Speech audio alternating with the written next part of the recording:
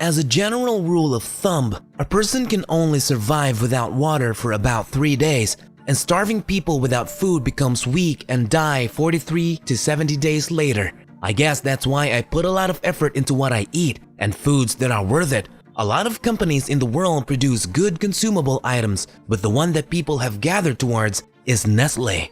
I keep wondering why it was like that. Then I went ahead to check out their history on my own and discovered that Nestle is a really bad company. There is a lot in their diary of shortcomings, so let's get into it one after the other. Nestle was well known then as the producer of infant formula, which everyone saw as a relief, especially for a woman reducing the stress of giving babies breast milk all the time. Then later, it was discovered that this particular formula used by Nestle wasn't adding any nutritional value to the body and lacked nutrients against illnesses, but they also influenced doctors to recommend it to people to make sales. I'm very sure Nestle annoyed a lot of mamas. I don't think there was anything called customer satisfaction in the 70s, because if there was, justice should have been done ever since. Breast milk contains water, vitamins, minerals, protein, oligosaccharides, lactose, carbohydrates, 18 strains of bacteria, various fats, antibodies, other immune cells, and hormones to keep children healthy and sound. So due to this formula by Nestle, children started dying en masse, especially in countries and places that had dirty water. In 1978, Nestle was brought before the law and evaluated for this reason. Then in 1991, the government had to intervene as babies shouldn't be given formula in some countries like the United States.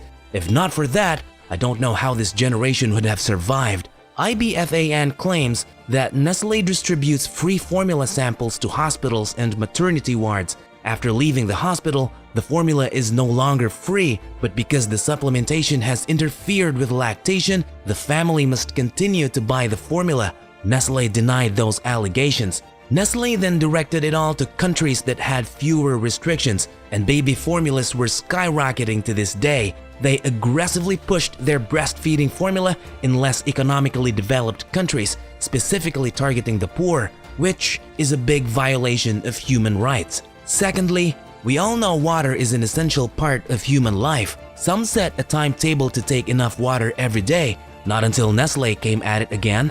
As of the year 2012, it was said that Nestle was diverting clean water from neighboring villages and towns to package and resell it to the people they took it from. These people were forced to drink dirty water because they couldn't afford it. But when Nestle isn't trying to privatize water or use it without regard to the environment, it's simply bottling tap water. A Chicago-based business has sued the company, again, claiming that the 5-gallon jugs of Ice Mountain water they bought were nothing less than tap water. It may come as a shock to you, but nearly half of the bottled water in PET plastic bottles is actually from tap, though Nestle never advertised this. They know what's likely going to happen though, as this is almost a dress rehearsal of a previous scandal. 12 years ago, Nestle Waters was sued over an allegation of false labeling and ultimately settled for $10 million in charitable contributions and discounts. More recently, Nestle expressed their concern to the city of Flint, Michigan,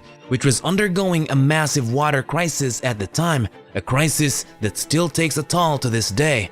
Meanwhile, the company was using nearby water reserves for their own bottled water products. Nestle was bottling hundreds of thousands of bottles, paying only $200 to use this natural reserve. They didn't stop there. They went ahead to produce chocolate. Countries like Africa were and still are big fans of chocolate. The story changed in the year 2000 when Nestle was one of the major companies involved in buying blood cocoa, which they knew all along, but it's Nestle, we shouldn't expect anything less. And then they were also getting them from other countries that use child labor like Ivory Coast. This shouts out human rights that a great company such as Nestle should uphold. Where is the dignity in the company? Another article claims that Nestle capitalizes on China's already polluted waters to make a good profit, while Corporate Watch highlights the fact that Nestle continues to extract water illegally from Brazil for their Perrier brand. Although Nestle lost the legal action, pumping continues as it gets through the appeal procedures, something which can take 10 years or more. Ethiopia was also caught up in this. The country is one of the poorest countries in the world. In fact, as of 2002, they were in serious famine. In 1986, Nestle had a company in that country, and the government owed Nestle $1.5 million as compensation, which Nestle could have just written off completely. But due to the current exchange rate, the money has now increased to $6 million.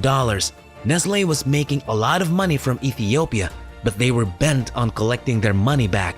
In summary, Nestle has been involved in child labor, unethical promotion, manipulating uneducated mothers, pollution, price fixing, and mislabeling.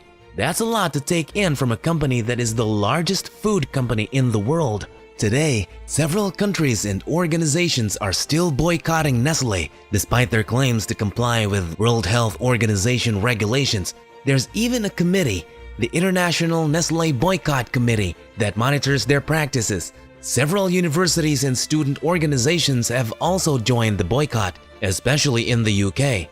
Nestle is presently the biggest food company in the world.